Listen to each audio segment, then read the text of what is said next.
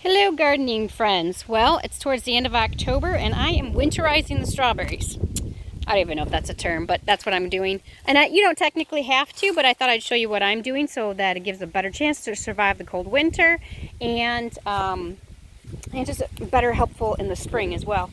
So I have been working like a dog to remove the weeds from these guys. I have let them overgrown on purpose accident because I was, focused on the vegetable garden. So this looked really good in July, and then I had to focus on the vegetable garden and harvesting, so I lost track of this. So I'm working with these weeds that I feel that the devil showed up in my strawberries in them. No joke. They've been so physically hard to remove.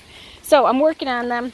I'm almost done. I got a little section over there to go. So what I'm doing is I'm actually taking these feed bags and I'm putting them down underneath, and then I'm layering where my walkways are. I'm using the thicker